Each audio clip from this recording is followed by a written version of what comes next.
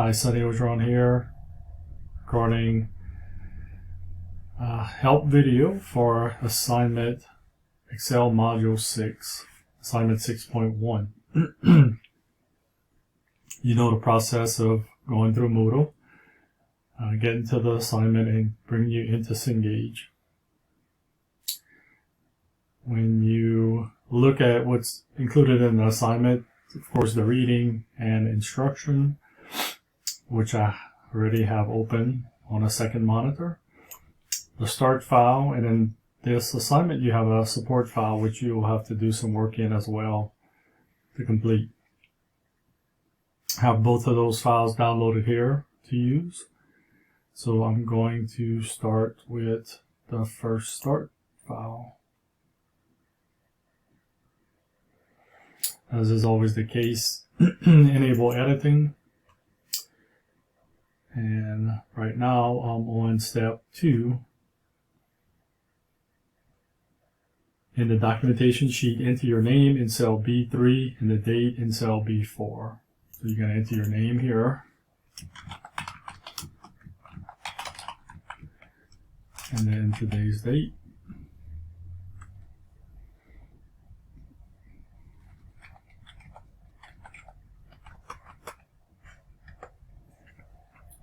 Step 3, go to the employees worksheet. Okay, to view the data definition table for the employees data. Okay, step 1, if you go to the data definition sheet, you see what the fields are named, and then also the description and any notes. So right here in the ID field, it's telling you the description is an employee ID number, which is a unique number. You will not have any duplicates here, or should not. The data type is text, and the notes are ID is written in the format of E, followed by numbers with a dash in between. So if you look at this, it's telling you how to present the data in Excel, how the data should be presented in order to do advanced functionality against that information. So as long as the data is entered in these formats, the steps and features that we're going to apply will work. And I guess this is more important when you're working on larger spreadsheets, and really if you're interested in database programming, these are the type of information that's detailed out before you start programming. That way you have consistent data structures. Okay, moving on. Go to the next sheet in the instructions. Going to 6-3A, dividing the workbook window into panes. Okay, step 1, go to the employees worksheet and select cell B5. On the ribbon, click the View tab, and within the window group, click Split. Okay. So it automatically splits it where you have your insertion point. So it's showing you here the 2 split bars divide the workbook window into 4 panes with 2 sets of the scroll bars along the horizontal and vertical edges. So if you look here, you might be able to catch part of it. Right here we have the vertical scroll, the top pane, the vertical scroll, the bottom pane, and then the horizontal right here as well, and horizontal in the left pane.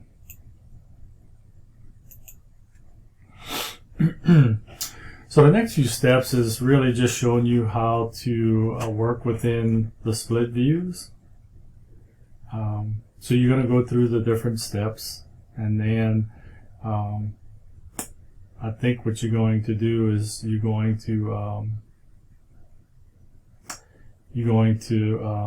work through the assignment steps right here, but you're going to really not make any changes that need to be saved. And if you actually go down to the bottom, step 2, it says on the View tab in the Windows group, click Split button. The panes are removed and the worksheet is again displayed in a single window. So you can go through the worksheet. It'll show you how to navigate through split screens. But at the end of these few steps, you're going to remove the split. Okay? It's more important that you learn how to navigate, and the split feature is available. But there's nothing to save in that view.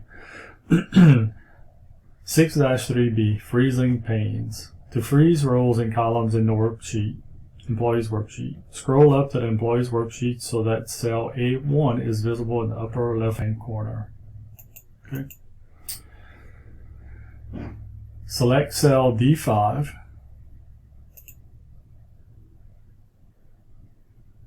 On the View tab in the Windows group, click the Freeze pane. So right here, View, and then the Freeze pane option, and then Freeze pane.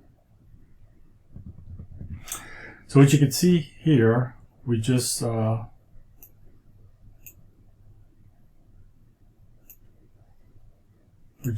the pane.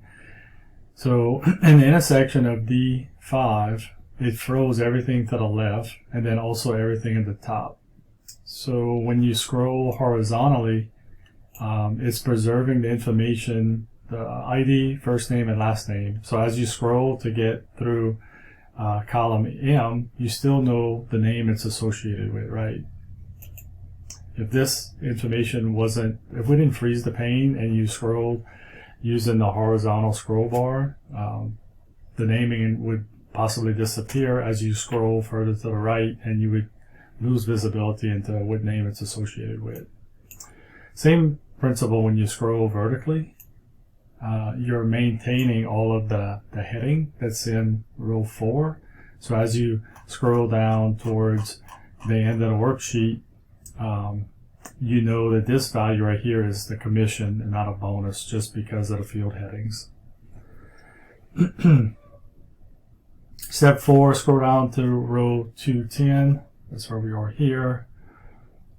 Scroll to the right to the column H is displayed next to column C. Note that as you scroll through the worksheet, the contents of the first 4 rows and first 3 columns are locked into place. Basically what we just talked about.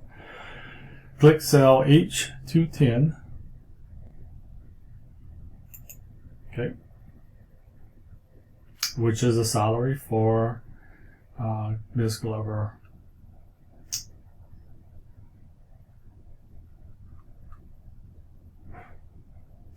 All right.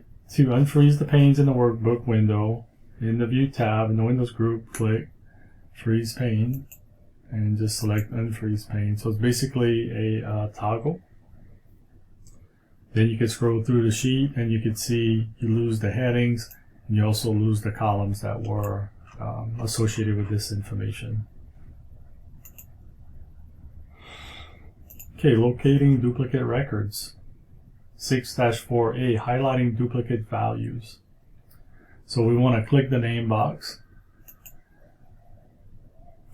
and type in, so in the upper left hand corner, A5, so we type it in a range, right? A5 through A538, and then select enter.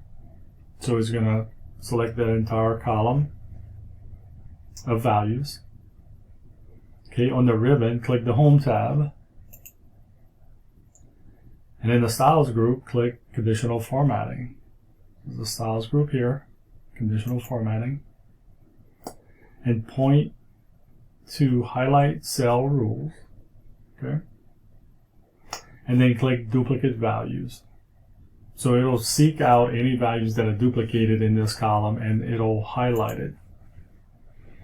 And here's where you can change the color, and you can actually change what it's looking for, duplicate or unique values, to highlight the duplicate, right? So if you selected unique, it would highlight every value that's unique, and only the ones that were duplicated would not be highlighted. So it depends how you prefer to see it. Okay, step 3, let's see, highlight cells. Okay. So we want to keep these values and just select OK. And then go ahead and scroll down to row 38 and 39. You can see the values are duplicates and they are highlighted.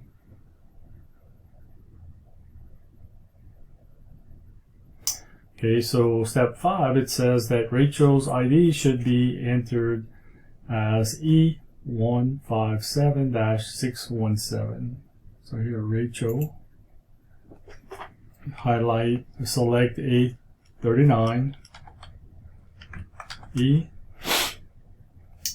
E157-617.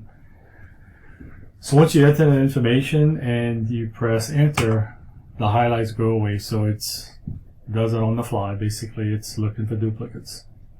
Okay, so scroll down the worksheet till you get to row 86, 87, and 88.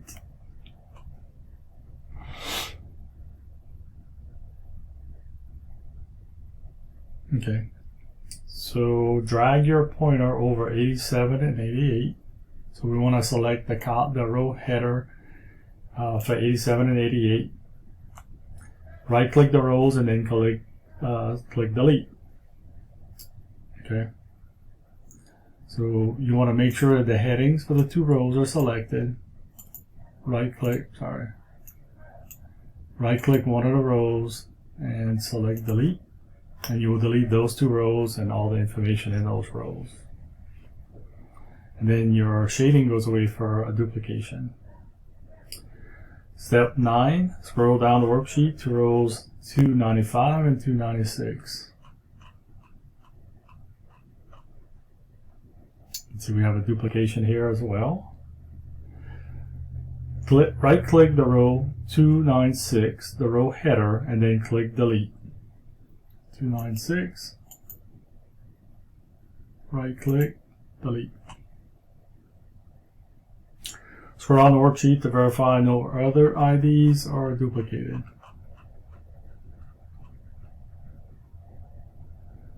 Okay, so it says scroll back up to 296. 296. And then select A295.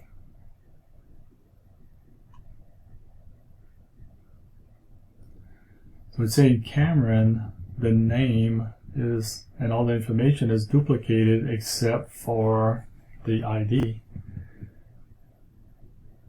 So each listing has a different ID, although it's not uncommon in large companies to have employees with the same name. These 2 records are completely identical except for the IDs. It would be extremely unlikely for 2 Cameron to be hired on the same date in the same department at the same location. So all the information would not normally be the same if you had people with the same names. Okay, obviously these are duplicate records in which the wrong ID was entered at some point. Jack tells you that the second record has the incorrect employee ID and should be deleted. However, he is concerned that the worksheet may contain other data errors like this. Okay. So it doesn't really tell us to delete it in a step, so I'm going to leave it for now.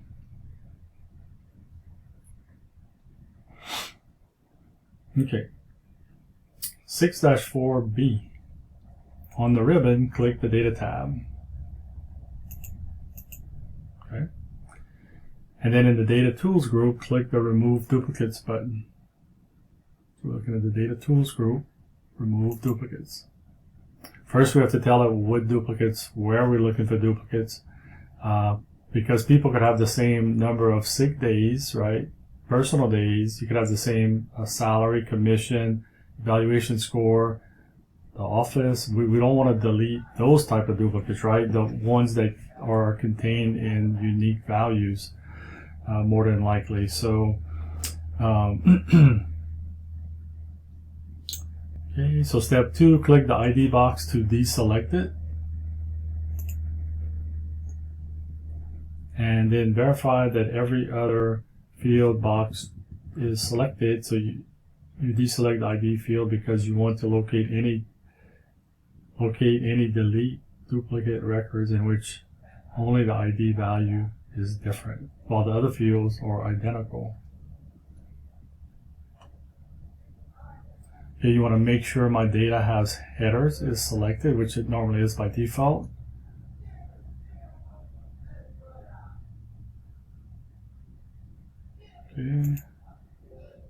one duplicate value found and removed. So you should have 530 unique values remaining, which in step 3 it does provide that information. Select OK to close, and then scroll down to 295 and verify you only have one Cameron record. So right here, 295, I just see one Cameron record, so we are good. To remove the duplicate values conditional formatting rule, on the ribbon, click the Home tab, and then in the Styles group, click Conditional Formatting. Okay, so Home and Conditional Formatting. At the bottom of the menu, click Manage Rules. Click the Show Formatting Rules for a box, and then click this worksheet. So right now it's showing the rules for the cell that we're in now, but you want to see all rules for this entire worksheet. Okay, so when you select it, it should change it, right? When you select worksheet, it doesn't show another rule, but there's only one rule. Okay, show form worksheet. Step 4, click the duplicate values entry, the only conditional format in the worksheet, and then click delete. So go ahead and highlight it, and right here, delete the rule, and select OK. So we have no more conditional formatting rules in the worksheet. 6-5A, sorting by a single field. Okay, so these steps are going to be pretty interesting and become pretty powerful when you're working with worksheets, and especially larger worksheets. The next few steps, when you sort on multiple conditions, will be even more powerful for you. Okay, step 1, scroll up the worksheet and click E5. Okay, so we're down here in the worksheet. To get to the top, you can select Control and Home at the same time. It'll bring you to the top of the worksheet. It also works, in Word. It works on an internet web page. You select Control and Home at the same time. It brings you to the top of the document or the site. Okay, we want to select E5,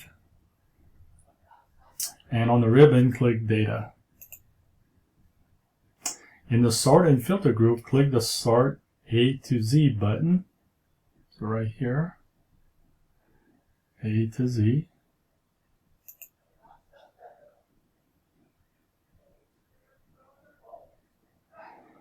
The records are arranged by the date the employees were hired, with the earliest hire date shown first. So right here, April 2012, you can see the dates increase, right? Scroll down and verify that the values in the hire date column appear in ascending order, ending in the most recent hire date. Okay, to sort the employee data by the base salary and bonus fields, click on cell H5. On the Data tab in the Sort and Filters group, click the Sort Z to A button right here. Right, so we're going to go highest to lowest. Step 3, click I5. Select a value in the bonus field, and then click the Sort Z to A button. Okay. So you can see as we sorted on the bonus field, it actually removed the sorting order we had on the base salary field, because right now you could see this is the highest value going down. This is no longer the highest value because the next value is higher than the top value. So it's a single sorting, sorting, I'm sorry. But there is a feature that helps you to sort by more than one field. 6-5B, sorting by multiple fields. On the Data tab in the Sorting Filters group, click the Sort button. So on the Data tab, and go ahead and you want to select the Sort button.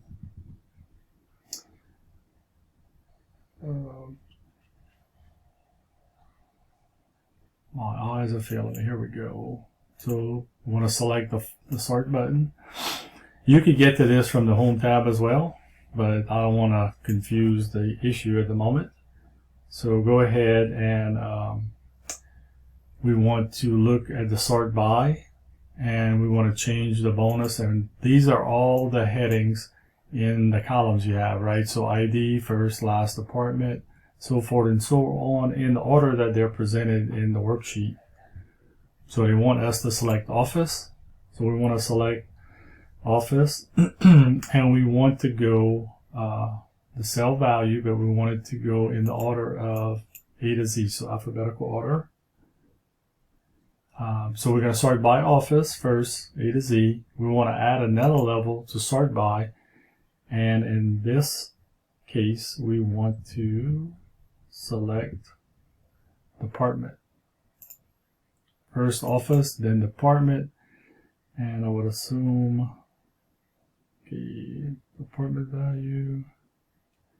It doesn't say to change it, so I would suspect that we're going in A to Z. Step 6, we want to add another level, and we want to go by base salary. And it says smallest to largest, but we want to go largest to smallest. And then we want to select OK.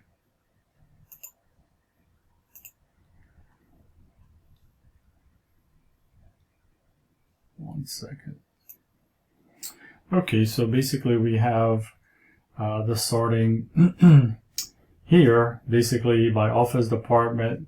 So by office, so Boston. By department, see accounting is first, admin in alphabetical order, and then by the salary field, so base salary and highest to lowest within the office, and then the department. So the accounting department, the highest salary is $92,900, the lowest is $31,700, and then once the next department starts, the highest salary to the lowest salary, and then so forth and so on. So that's how the multi sorting works. Sorting with custom list.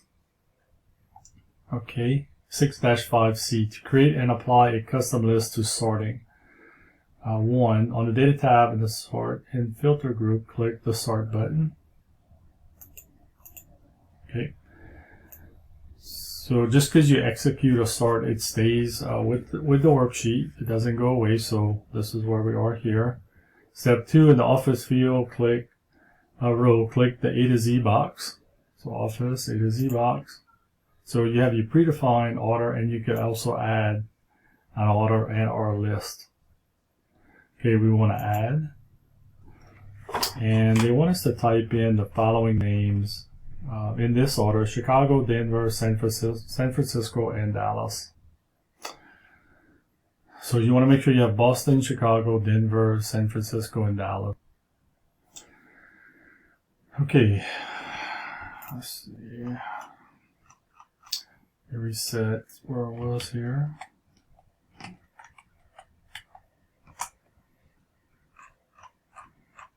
Okay, so you want to highlight all the information in your spreadsheet that you want to sort. Okay, go ahead and select sort. I went back one step, I messed something up, but if you're at the custom list section, you want to make sure you select, after you create the list, if you were here earlier and you are in the add process, once you create the list, you want to make sure we're going to sort in this order. Okay, so then select OK, and Boston should be first in the list.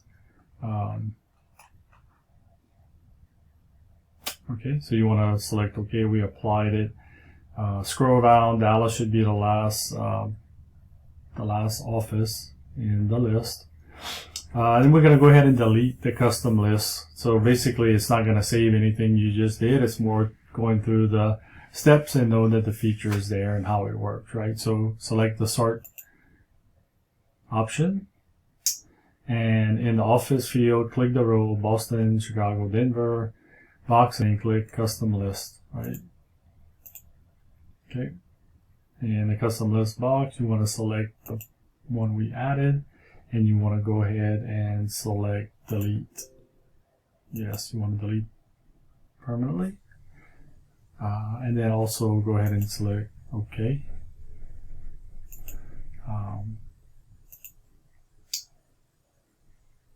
Okay, it's gone. Okay. And then you want to select OK here. Let me go back one more time. But it shouldn't be there. Okay.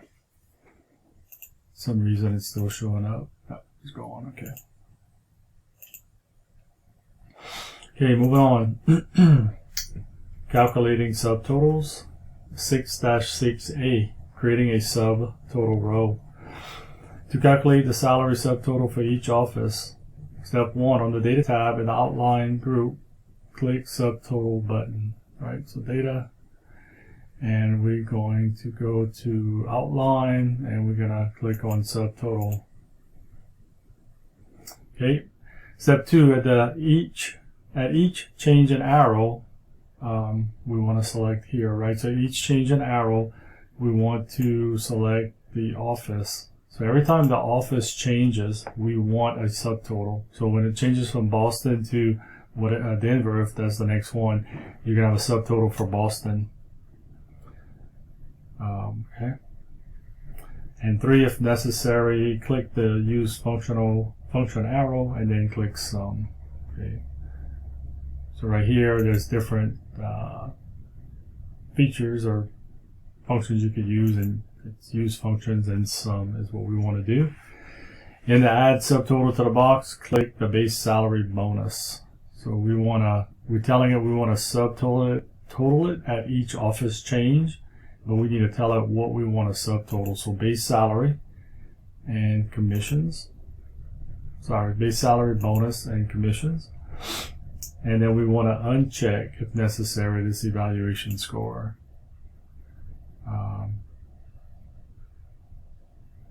So you want to make sure replace current subtotals and summary below data are selected. So go ahead and select OK. Scroll down to 110, row 110, and you're going to see here we have a Boston total. And because we didn't freeze the rows, right? The rows, you're not going to see what the column headers are. So base salary, bonus, and commissions, H, I, and J. So right here you have the sum of the salaries, the commissions, and whatever else it was, I don't recall. But so that you can see the summaries are in action, right? After Chicago, you have the same look here. Okay, go ahead and verify the totals. That'll make sure you have all the offices being subtotaled. Okay, so to add a second summary statistic to the employee subtotal, on the Data tab, you want to select the subtotal, right? So go ahead and select subtotal. Click the use function arrow and then click average. Okay, so use function, and we want to average it.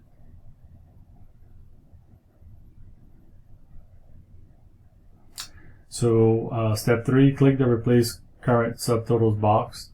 So you want to deselect this, right? So if you don't unselect this, you'll overwrite this total, but we want to add to it, right? We want to add an average. So in addition to, and then go ahead and select OK. So you can see right here, at every office breakout is going to tell you the average. It's also going to tell you the total.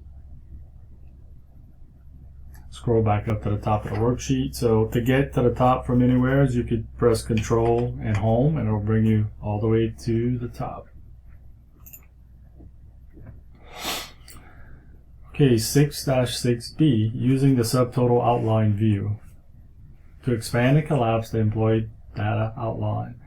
Step 1, click the level 1 outline button. Okay, so right here you have your outline buttons, and as you're adding the subtotals, it'll automatically create these for you. So we go ahead and select number 1, and it's going to collapse, right? So right here it collapsed the outline. We're going to do the same thing for number 2. and number 3, outline. So right here, when you're looking at this, it collapses all the detail and gives you your summaries or subtotals. So Boston average, Boston total, you know, in each office.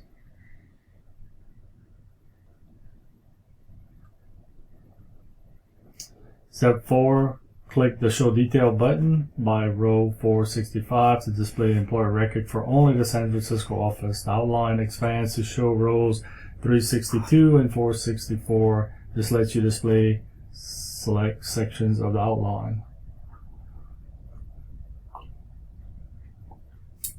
So basically what they want you to do is click right here. So they're saying by row 465. So 465 is somewhere in between here, so I would imagine this might be it. So 465 right here, 465. Yeah, so it is had, or again, hidden.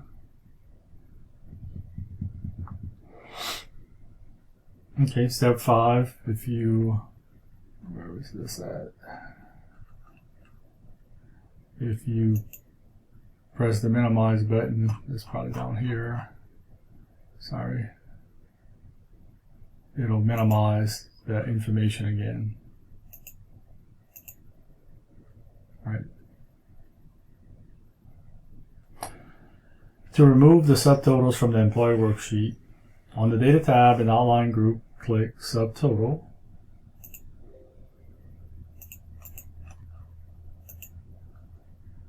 Okay, so we have to have an active cell in the range selected, so any cell will do.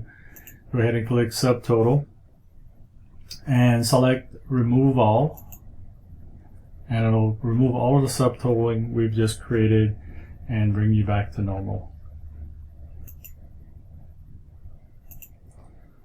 Alright, so moving on, locating a cell within a worksheet, 6-8A, finding and selecting multiple cells. Step 2, on the ribbon, click the Home tab. In Editing Group, click Find and Select button. So all the way to the right, Find and Select, and then click Find. Okay, so they want us to type in, you have to include the $, otherwise it won't find it. So 4,500, right? And find what button, and click the options. Step 5, if necessary, click the within box. Okay, so within sheet to limit the search to this current worksheet. Otherwise, it would search every sheet in this workbook. So this particular sheet, and then click the look in box, and we want it to look for values, right? Not in the formulas. Okay, step 7, click the match entire cell contents to limit the search only to those cells whose entire display value is 4,500, and then click find all. Okay, so you can see there's a list here, list of 4. Step 9, click the first entry in the list. Okay, go on to the next entry. You can see it, the worksheet will actually bring you, and you can see down here it's highlighting where it is. I wish it would highlight it in a different color so you could see it, but that's kind of what conditional formatting is for. Okay, so we clicked each one of the entries just to see where they were in the worksheet and to verify that we were cool with it. So go ahead and select Close. Find cells by type. Okay, 6-9A, filtering based on one field. So in the employees worksheet, this is step 1.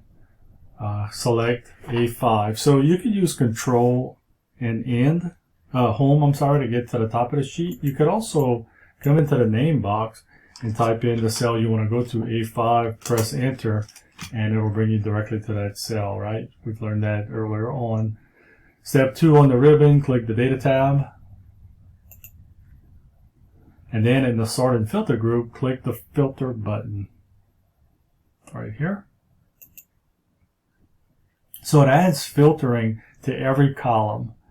And you'll see, we'll go through this in a second, but if on department you wanted to filter out and you didn't want to see every department, you would unselect the Select All. And if you just wanted to see the IT department, you would select IT, and then it doesn't delete the information, but it only represents the information you're filtering on.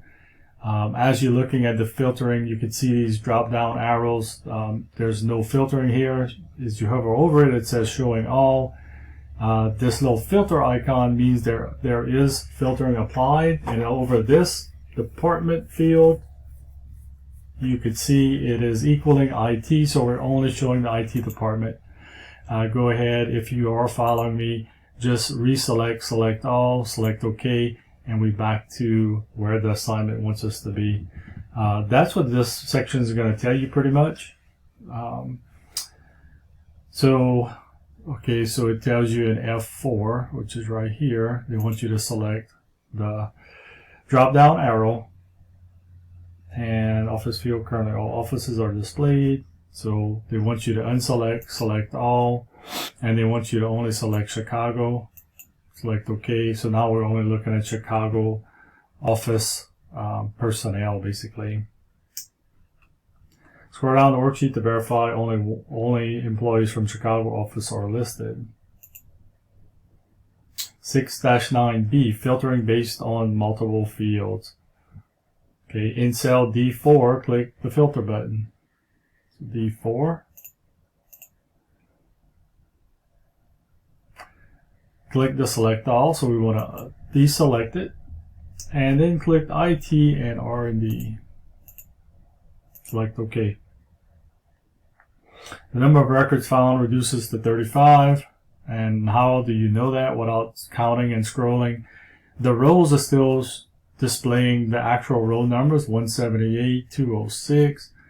So how do I know how many records are being displayed? If you look in the lower left-hand corner, it's telling you that 35 of 530 records are found. So in this filtering exercise, we are producing 35 records.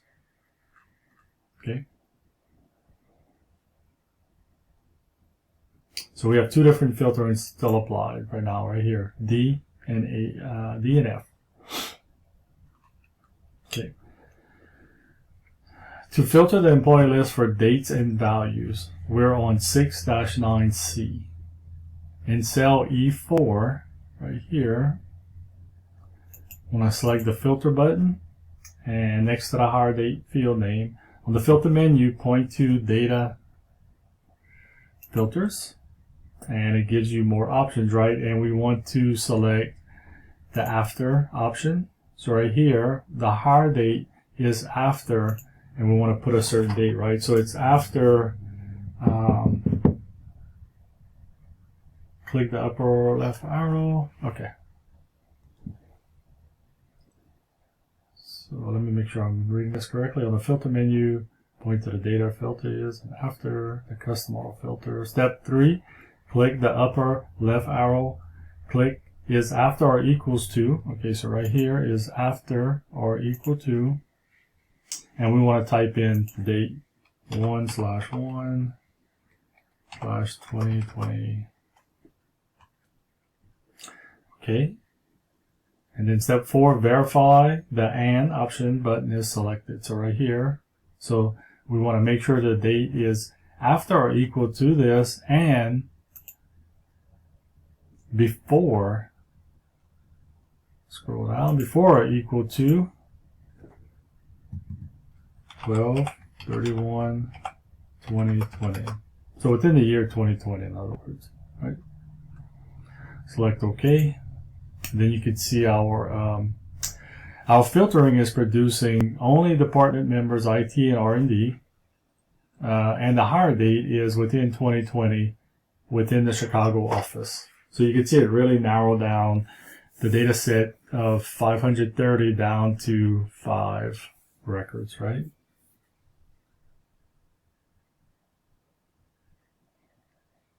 Okay. So right here, number of records. Okay. 7 in cell H4. Right here. There. Click the filter button, and on the filter menu, point to number of filters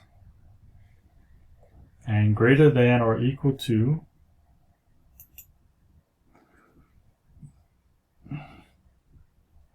Okay, so it's greater than or equal to, and we want to type in 90,000 and then select OK. So we only have 2 records that match. The filtering is greater than 90,000, and you can see here visually 91 and 93,000. All right. Okay, moving on. 6-9D, clearing the filters. So we have all of these filters set. We may have forgotten which filters we set, but you were just trying to get down to a lower subset of information. And now you want to clear your filters. Step 1 on the Data tab, in the Sorted Filter group, click Clear. So it's pretty easy, right? Right here, you go ahead and click Clear, and it clears every filter you have set.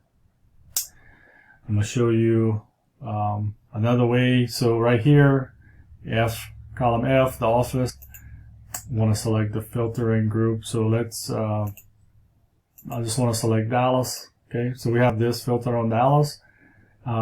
You could go ahead and select Clear up here, and it'll clear it. If you wanted to do it a different way, there's always another way.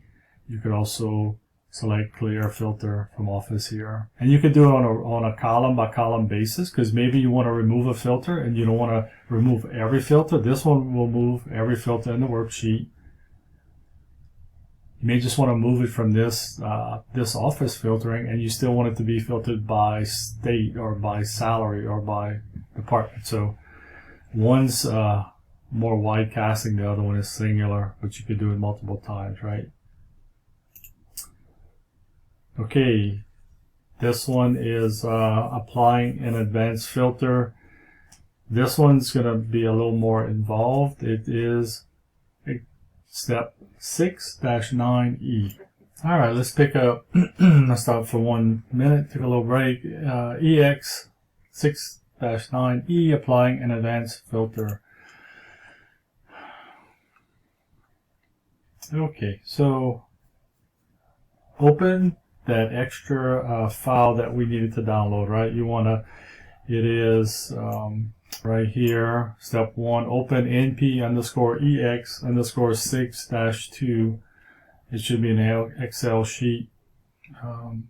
So open up this file, and we're going to work in 2 Excel files for a minute. Let's go ahead and pull this file up. Okay, I'll keep my original file maximized, and this one will be minimized. You don't need a whole lot of space to work on this one. Enable editing. They want you to go ahead and type in your name and then today's date. So go ahead and type in that information. Okay. Let's see the tab. Step 2, in the documentation sheet, enter your name. Step 3, go to the filters worksheet. Okay. Step 4, in cell A6, type in Dallas. Use the tab key, type in accounting, and then in cell B5 and B6, and then in B7, you want to type in greater than or equals to 60,000. So go ahead and type in, first one should be Dallas. Use your tab key and type in accounting. Use your tab key. You want to enter greater than or equal to 60,000. And then here, they want us to enter in less than or equal to 70,000. Okay. Step 5, you want to go through the same process and enter in Denver. It's going to be the same department, so I'm just going to highlight accounting, I'm going to do Control C. I'm going to come down to B7 and press enter. Now we don't have to enter the information again. Go ahead and tab over, and you want to enter in greater than or equal to 80,000. Tab over, less than or equal to 90,000. Okay. Just press enter. Okay, to copy the employee data with an advanced filter. So we're going to use an advanced filter using this filtering information. So we're going to go through a process, and we're going to tell the filtering we're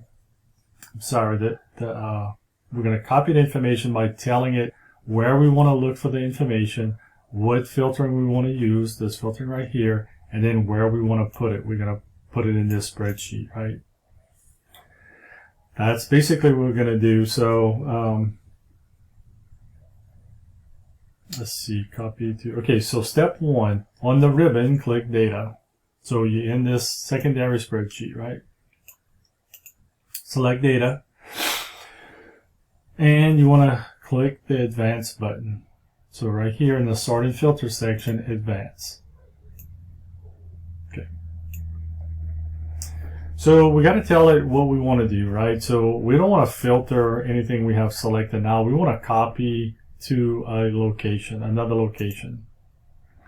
And right here, you want to go into the list range. And let's see what they want us to do. So the list range right here, this is where we're going to tell it where's the list we want to look at, which is on this other sheet.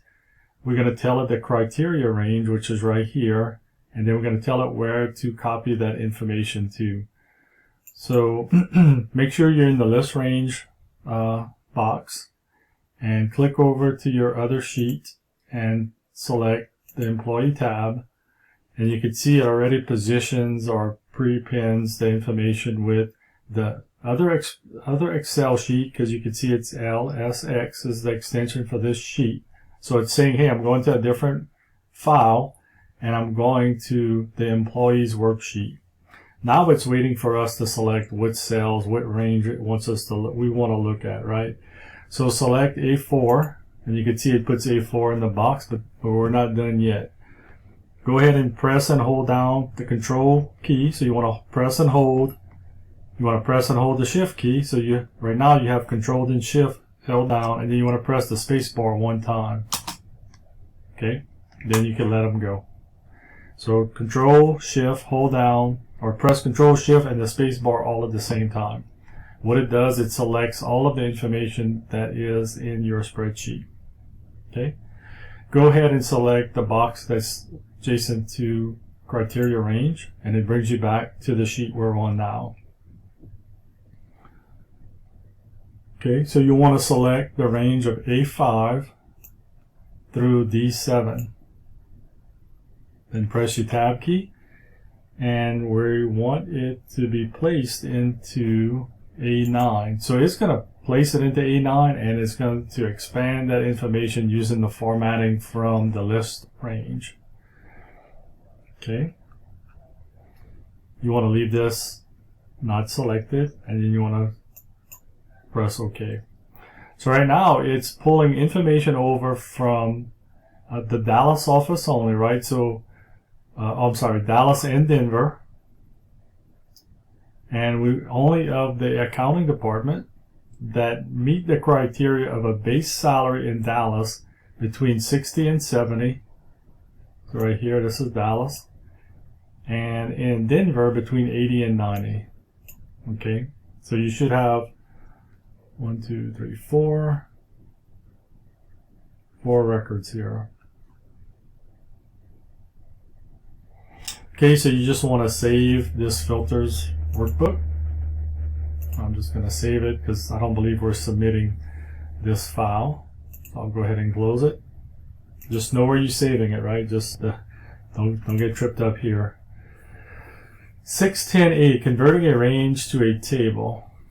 Okay, so when you convert a range to a table, you gain more features, more functionality. It functions a little bit more like a database, which Excel is not a database. I don't want people to think that, but you can do a lot of things that mimic the look and feel of a database, but it's not as powerful.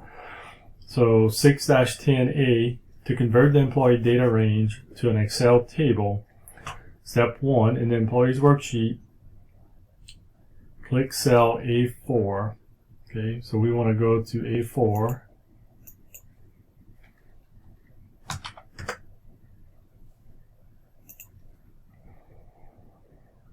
Okay, to select the cell within the range. So as long as it's in the range, we could go ahead and convert this. So on the ribbon, click the Insert tab up here. And in the Tables group, click the Tables button. So right here, when you're looking at the groups, right, tables, illustration, add-ons, we want to click on Table. And right here, it's looking, and it knows that we have data in this range, A4 to M535. 534, I'm sorry. Verify that my table has headers. Okay, we have headers here. We don't want to lose our headers. If you uncheck this, it'll actually just, if you're sorting or filtering, it will mess up your heading for what your data is representing. So we just want to make sure this is selected, and you want to select OK. Okay. So you can see here immediately when you have, back one step. Go forward one step. Okay. So when you create a table in Excel, it'll highlight every other row just to make the data easier to read, and it'll give you some more advanced functionality. It'll give you the filtering automatically. There are certain properties that come with it, right? So we're on step 6. You want to click on cell A4 to remove the highlighting from that row. Okay. Click cell A4 to remove the highlighting from the entire table. Step 7, scroll down the employee's worksheet. As you scroll down further down the list, the field names replace the columns with letters. So right here, it looks like Excel, once we start scrolling and we hit the column headers, the column header letters turn into the field names, which looks more like a database, right? So freezing the pane is really not necessary when you have this column header and you're converting to a table. So just depends what you're more comfortable with using. Okay, to rename the table 1 Excel table, step 1, within the table still selected, so any cell selected, you want to click on the ribbon and click the Table Tools Design. So Table Tools Design. Select the table name box here, right? And you want to, in the Properties group, click the table name box. Step 3, type in employees. So we type in employees underscore TBL. So TBL in programming language, Excel, normally it refers to tables, right? So and then press enter, and we just renamed the table name.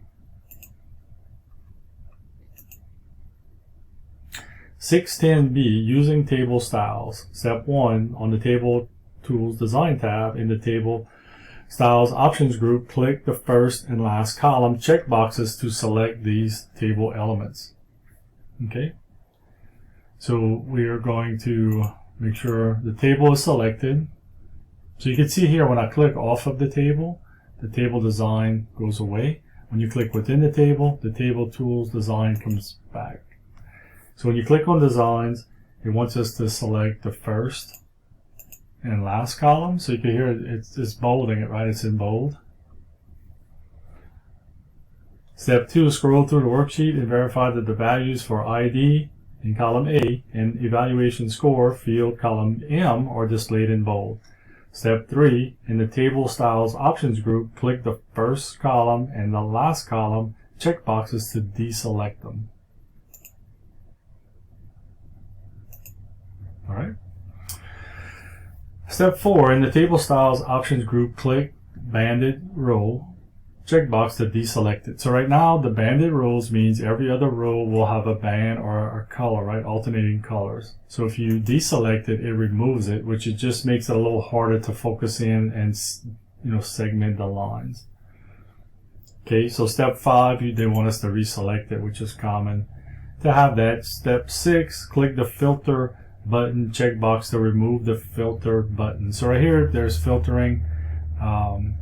You could go ahead and you could remove it, and it's right here in the Table Styles option. Remove the filters. Well, the option is to filter, right? And then they're just telling us to put it back. So it just showed you that it is available to use. Okay, so 7, in the Table Styles group, click the More button. So right here, the Table Styles group. We're gonna probably mess with some colors here.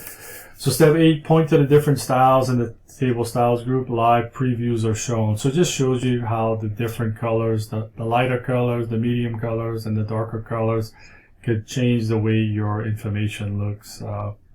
Some of it's a little harder to view, right? Step 9, in the Table Styles group, click Orange. So orange where? So orange in the Table Style Medium. So right here we're in the medium. This is orange and it is Table Style 6 medium, and we want to select that as our color. Okay, 6-10C, adding a total row. On the Table Tools Design tab, click the total row. Okay, so we want to add a total row. So it's going to add it at the end of our table. Okay, step 2, click the cell in the total row for the base salary. So base salary, we want to click in the total row, and we want to tell it what we want in this total. Okay, so we want a sum here. So this is the sum of all the base salaries. So tab over. In the bonus column, we want to select the arrow again, right here. It's always to the right. And select sum. Okay. Go ahead and tab over. Commissions. We want to select sum. And then tab over personal days. We want to select average. Go over to sick days, and we're going to select average again. And in the evaluation score, we want to select average as well. Okay. That's all the way through step 8. 6-10D, adding and deleting rows. Okay, scroll up to row 11. So I'm going to go to the home tab right here. I'm going to type in A11. Okay. So click on row 11. So the row header, right? You want to select the header, which is the number of the row, which selects everything in that row. On the ribbon, click Home tab, and in the Cells group, click the Delete button. Okay, so what they're telling you here, go to Home, go to Delete right here, and you could certainly use this to delete this entire row. If I'm going to select this entire row, while you're on the row header, just right-click on it and select Delete, and you can delete that row. To me, it's a wasted step to go to Home and then go ahead and select Delete, but it's whatever you're comfortable with, right? Step 3, with row 11 still selected, we want to click the Insert button. So right here, they want you to come to the Cells group and click Insert. Same principle, just right-click where you want to add a row. So go ahead and insert the row here. And in the row 11, they want you to enter some information. Go ahead on step 4, enter the information. So you should have row 11 should have this information in it now: Carl Ruiz, accounting, hire date, office date, base salary, bonus, commission, everything that's in the book, right?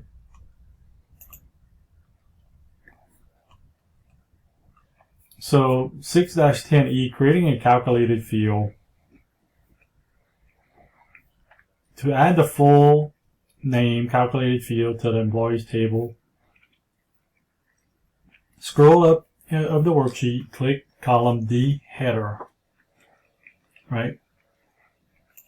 Column D. And we're going to use the insert button.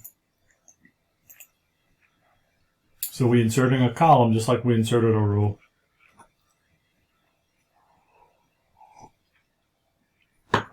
So select D4, which is the column header, or the column header, and go ahead and type in full name,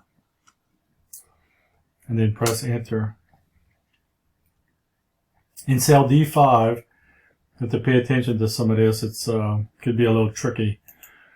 Type in equals to start. Type in equals to start the structure reference, and you want to use the bracket, open bracket.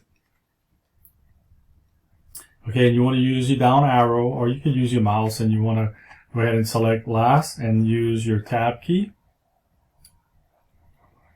Okay, then use the close bracket symbol.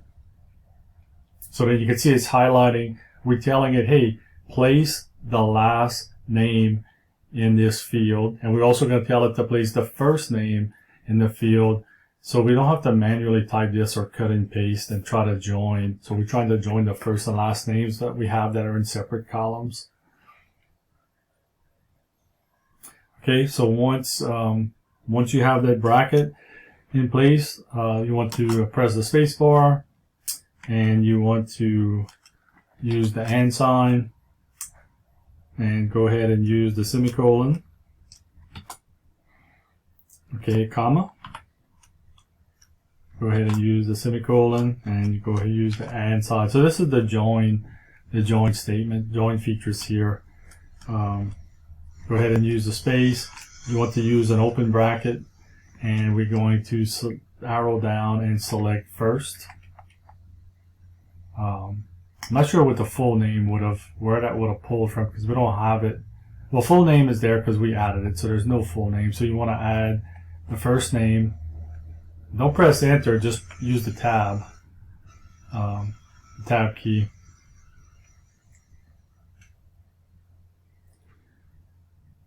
So you want to close the bracket. Okay. And then once you close it, you should be able to press enter. Okay, it's just saying it could do multiple values. So we just want to select OK, and you can see instantly you have the full name, full names, last and first names added. Now there's no spacing after the colon. So what I'm thinking here, once you select the full name and you come to the top in the formula bar, you could add some spacing here. So we probably want to add a space here. And then when you press enter, you can see it is adding a space. Yeah, so it's adding a space after the name, after the last name, and the comma. Okay, to add the hire year field to the employees table, step 1, click on column G, column header. Go ahead and insert and select G4. You could delete backspace. You want to type in hire year.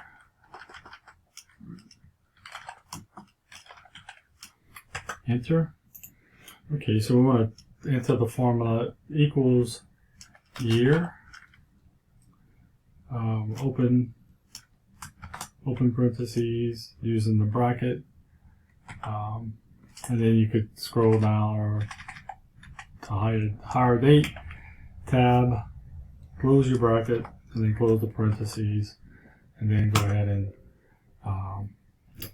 press enter, and then press enter again.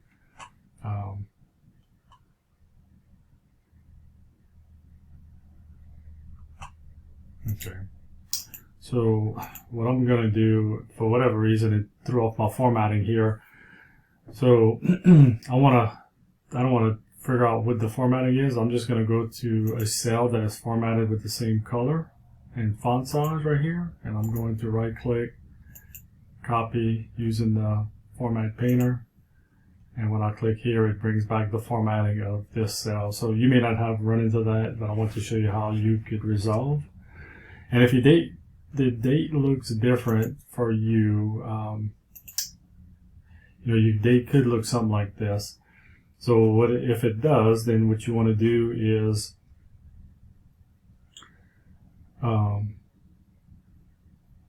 so if it does look like this, go ahead and use Control and Spacebar, and it will select every date value in the column, right?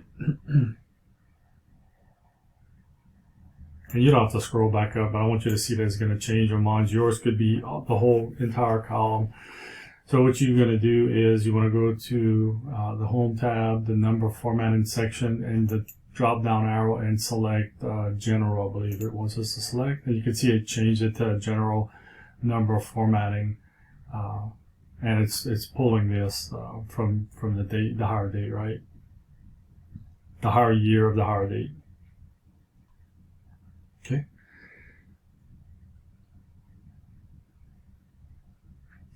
Okay, so that's it for this one. It is 6-10E, Structural References in Excel Tables.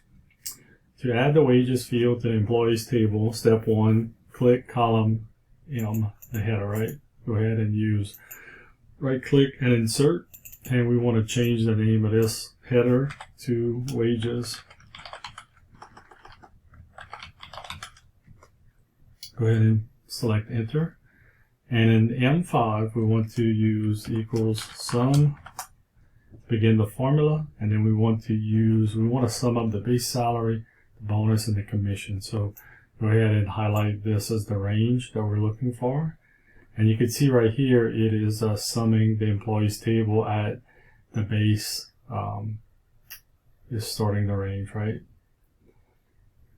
And if you could see it, it would say salary and commission. So when you press enter, it gives you the sum. So it's the same as doing equals sum in an Excel sheet. This is what you're doing here. Just the table constraints are just worded differently, right? Step 7, save the workbook. So you want to go ahead and save. I'm gonna just save it. I usually like to do save as, but I know where my sheet is being saved to. Okay, so quick check here, and okay, filtering data with slicers. So this is pretty powerful. It takes a little bit of getting used to understand how to use it and its value, right? So you have to construct your data so it'll lend well to the slicer. But that'll come with time as well. So think of this as an investment in your future, right? Step 2, click cell A4. So you just want to highlight cell A4. You can see how mine was acting like the active cell, something going on like a copy and paste. Just press escape if you ever want to remove an active action. So A4, okay, on the ribbon you want to click the insert tab right here.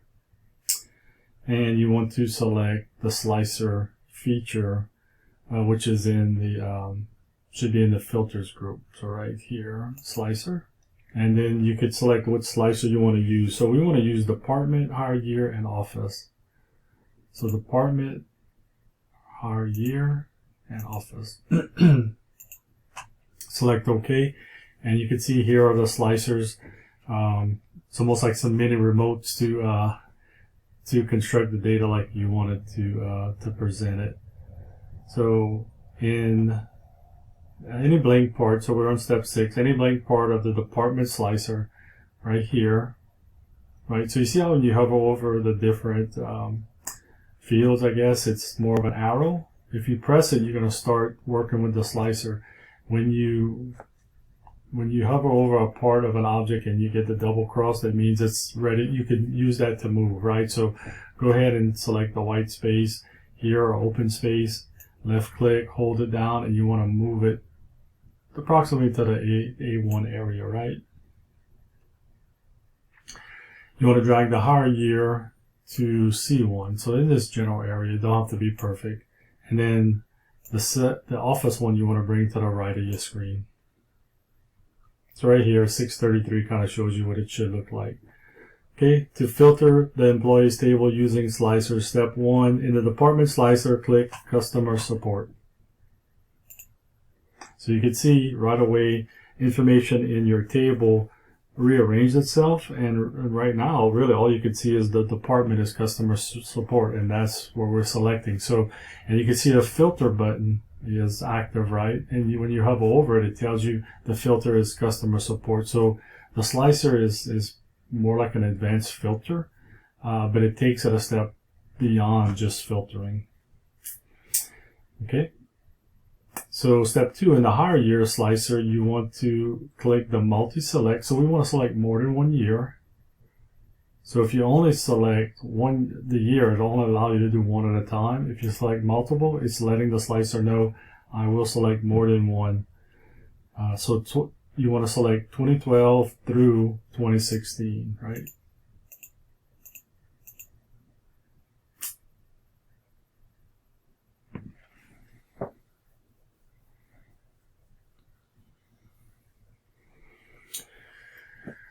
So we deselect again, actually. So when you have the highlighted, or I guess this would be the items that are not in white, I guess, the opposite color, opposing color is the items that are selected. So when we deselected this, it removed it from the graph or from the table. So we're actually slicing it out instead of slicing it in. Step 4, in the office slicer, you want to click the Denver button. So right here, we'll select Denver, and Denver is the only office that is selected. Okay. So right here, it tells you a little bit about choosing between slicers and filters. So if you want to read through that a little more, it'll give you a little more insight to the differences. 613, creating a dashboard. Okay. Step 1, click the higher year slicer to select it.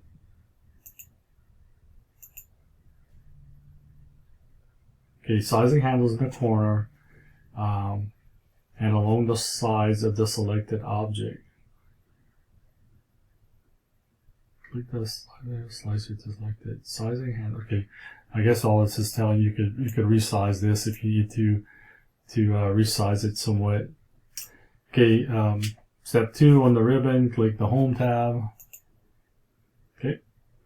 And then in the clipboard group, click the Cut button or press Control X. Okay, so what they want us to do is they want us to cut these objects and move them somewhere else, okay? I'm going to resize this back closer to normal. You want to just highlight this, you right click on it, and you could do Cut. You could also just do Control X to cut it. And they want us to go to the dashboard worksheet, and where do they want us to put this? B4. So in B4, do Control V, or you could just right click and do there was a paste here before. I'll show you how to do it. But so you have the higher year, and step 4, they want us to hold down the Alt key, and they want us to drag the lower right sizing handle of the slicer until it is in B4 to B9, right? Okay, then just release it. We need to repeat the same steps for the office and then also the department. So we're going to go over back to our employees, and the next one is the office. So on the office, we want to select it, I want to cut it.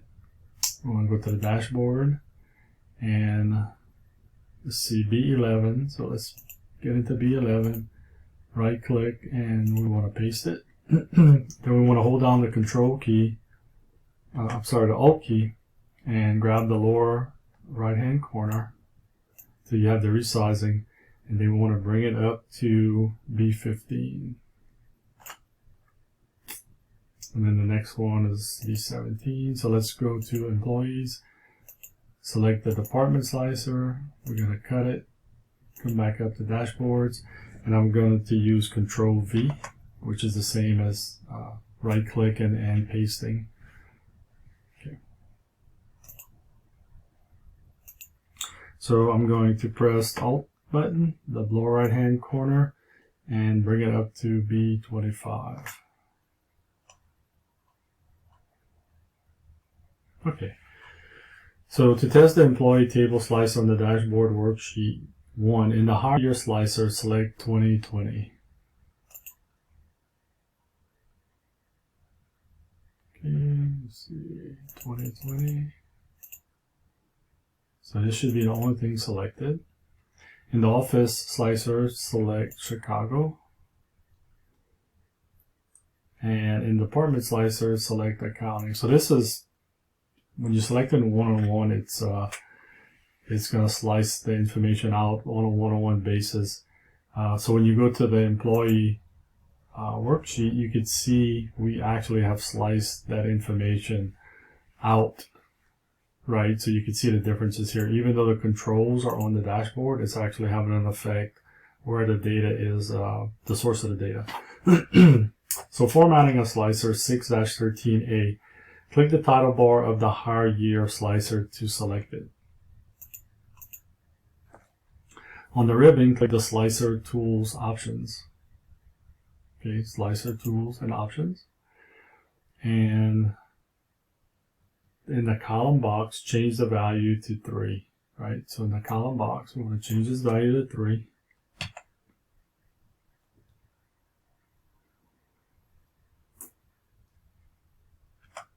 Okay, so you can see here we're displaying 3 rows, so or 3 segment of numbers for the columns. So we want to do the same thing with the so higher year slicer tool buttons in the column box, 3 higher year. On the title of the office slicer, okay, you want to select that one, and on the columns we want to also type in 3. Oh, wait.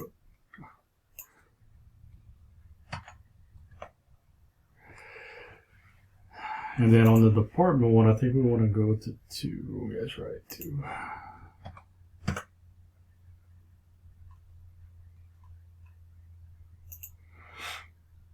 Okay, 6-13B, using the subtotal function. In each slicer title box, the clear filter button. Press the clear filter button to clear the filters. All 530 records are displayed in the employees table. So right here, just like when filtering, go ahead and clear it.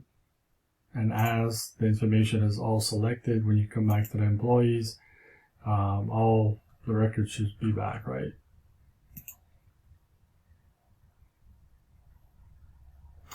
So you want to click on cell E21.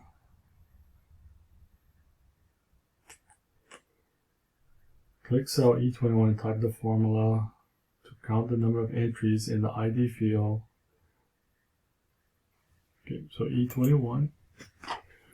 We want to enter the formula equals count A, so counting an attribute. I'm going to try to copy and paste this.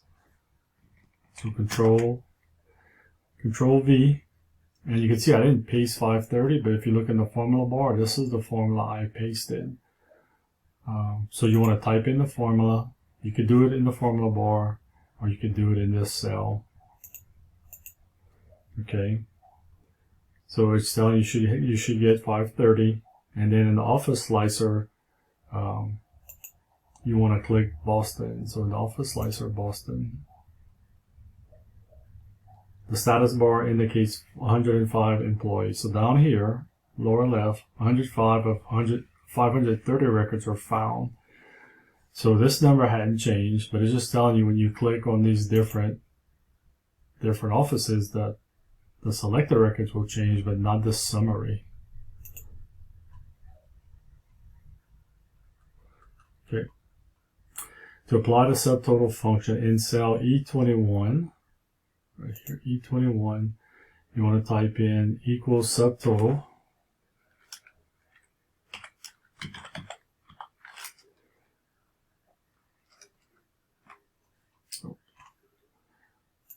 That's my mistake. Equals subtotal.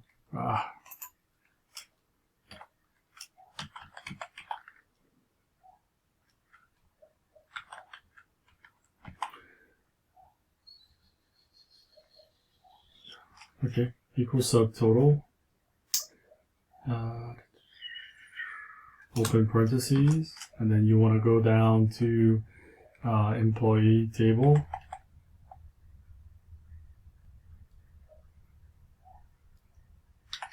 Count A, I'm sorry.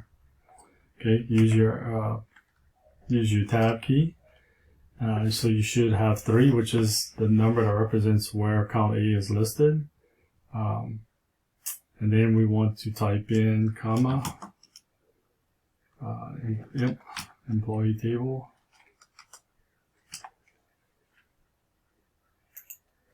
Let's type it in right here.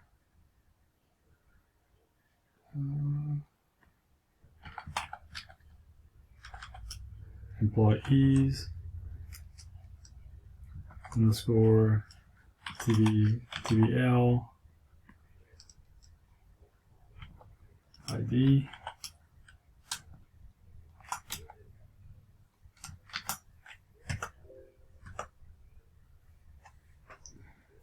I'm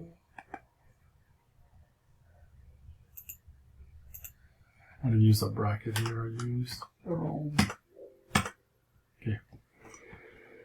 So right here it's telling you, hey, this is going to select 105 with this sorting and filtering. So what happened when I typed in this, that's why I like to copy the formulas if it's given to me, because I used the wrong brackets here. So you just want to make sure you're using the right brackets and you have them in the, in the correct spots. Okay, so E22, which is step 4, they want us to type in a formula that's going to return some of the wage information. And let me, so I'm going to go ahead and copy this, and I'm going to use the formula bar. I'm going to go and paste it. And when I click OK, it's going to return the value. Now it's probably, I'm not using the right formatting, so don't worry about the color just yet. And in step 5, E23, they want us to type in this formula.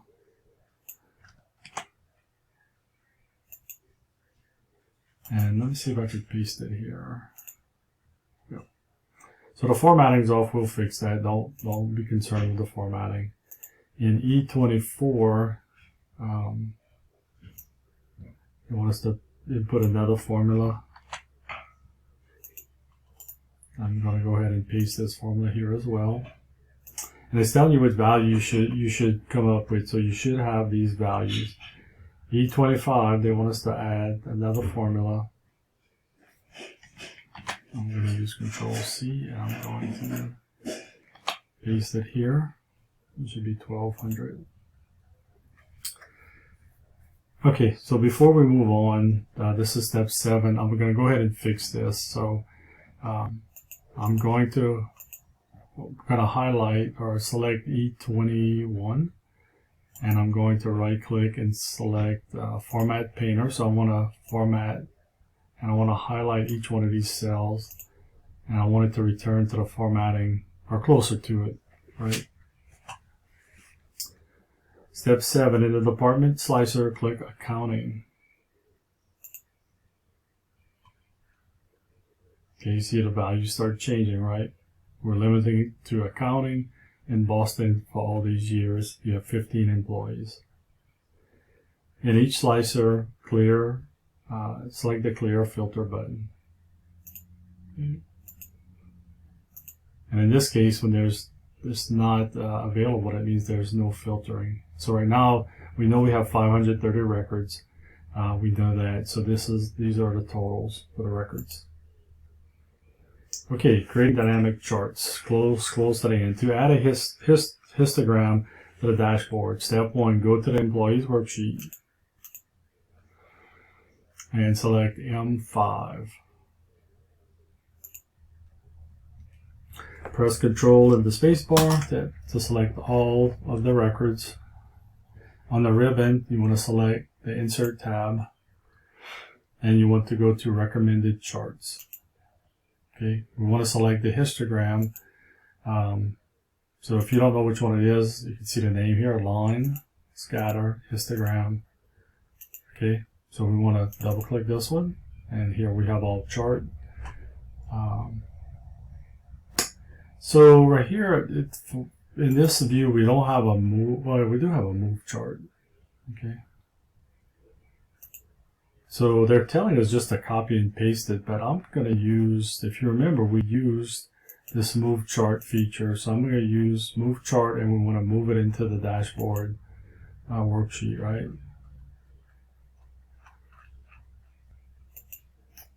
Where did it go?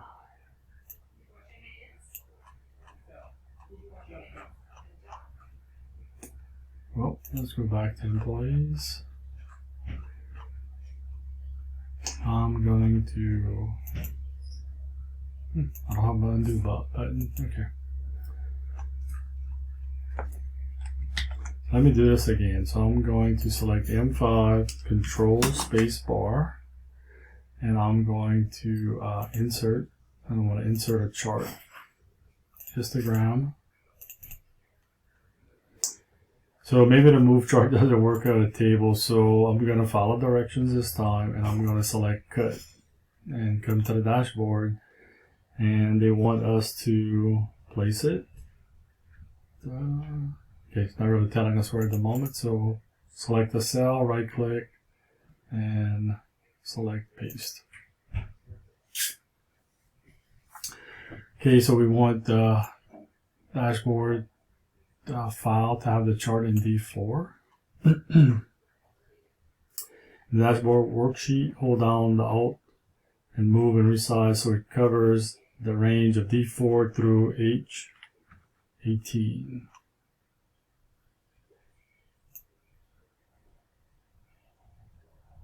There we go. All right, to format the histogram chart. So this is going to feel a lot like formatting charts that we had in previous Excel assignments. So step 1, with the chart still selected, you want to select the chart elements. This should be pretty familiar to you.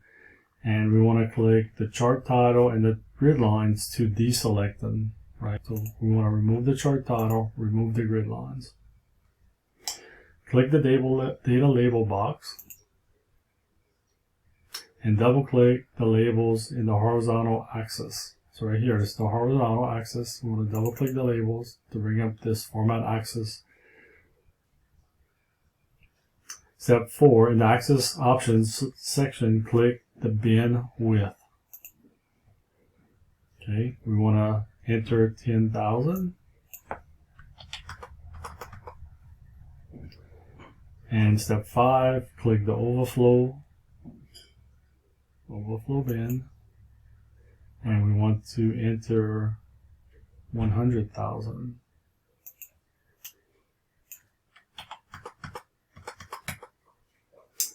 Click the underflow bin, and we want to enter 40,000. Okay. On the ribbon, click the Home tab. So you can see as you click off of these settings, they start applying themselves. We want to go to the font size, and we want to select the font size and go to 8. And step 8, in the Format Access pane, we want to close the tab and just go to any cell really to deselect it. Okay, to view the distribution of wages for finance department employees hired in 2020, step 1, in the hire date slicer, click 2020. So we'll go to 2020, So you can see our chart is already moving, adjusting. And step 2, in the department slicer, click Finance. Okay, so it tells you what to look for and the information we should be seeing, right? If you look at the image of 642, it does match what we're seeing here. Okay, step 3, in each of the 3 slicers, you want to clear the filters. So our chart returns back.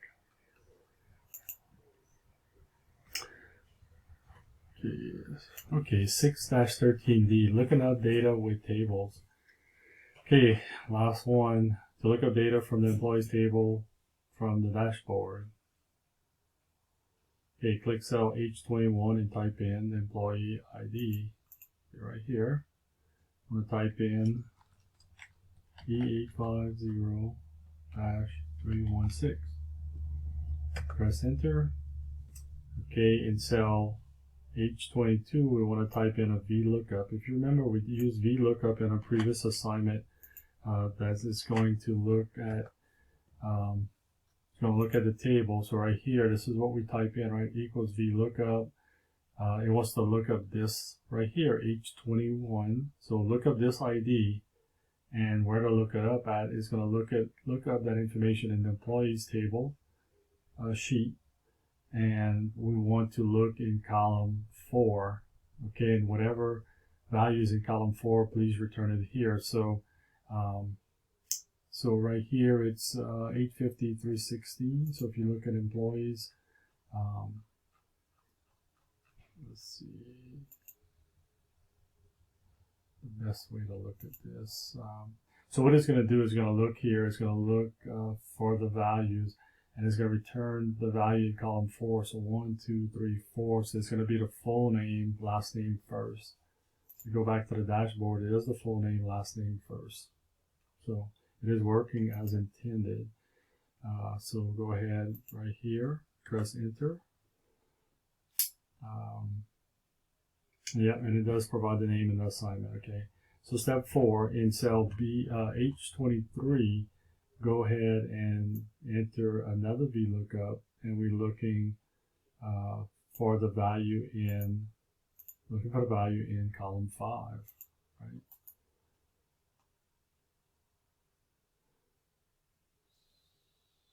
So okay, I'll just put this in here. So it's returning the department. So this person is in the Department of Human Resources. So at H25, they're saying they need us to add another Vlookup.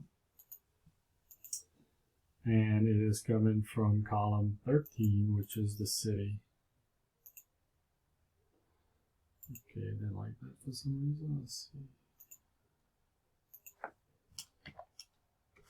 I just don't want it. I just don't like the type.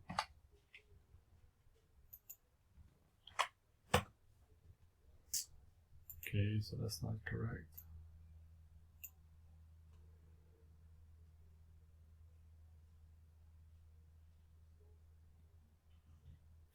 Okay, I skipped one. My bad. So it's column 8. So right here, I'm adding the wrong formula. So let me go ahead and copy this. So I'm going to delete this out of here. And I'm going to paste, or just enter this information. This is what you need to enter here. And you press enter to bring back the city. So that's what's in column 8. And then what's in column 13, we're going to do a Vlookup and return the value of what's in 13. And it should be the wages. So what I'm going to do, I'm going to use my format painter and put the formatting back probably like it should be, instead of the colors, different colors I had. Okay, so what we did now, we set this up so when you enter the ID, it'll return the name. It'll also look in the column, well, if it was 5 for the human resources, 8 for the city, and then 13 for the wages. So when we change this ID, it should return all this information back for us. So right here, it wants us to enter, let's see, E140-617, And when you hit enter, it's going to return the person's name, department, city, and wages. Oh, my bad. Let me do this. So I wasn't paying attention, and my insertion point was not in the cell it should have been. So H21, uppercase, lowercase, it does not matter in this case. So E140-617. And you can see the name changes, Finance, San Francisco, and the wages. Okay. So once you get through this step, go ahead and you want to save your file. And look, normally you save as, just to make sure you know where you're saving it. Right here, it's telling me I'm saving it in my downloads file folder. I'm going to change that and just put it directly to my desktop for this exercise. So I see it's 6-1 is the Fort file that I saved with this same file name. Okay. And in this little symbol right here means it's time to upload our file and see what, if anything, we need to correct. I'm sorry, I'm on my second monitor. So, so right here, we're going to continue. Right here, we know we have to change the file name, right? So highlight it up until the end of your name. I'm going to copy that name, and I'm going to rename this file. So when I do save as this time, I'm going to change my file name. If you want to do copy and pasting, you could just manually type it in, whatever you're comfortable with. Okay. I'm going to go back up to the upload section. Say I want to upload my file. Go ahead, and this is the one here. It's expecting that name. When I select submit, it's going to tell me if I have anything to correct here. And then I can see if there's anything I need to revisit in the assignment.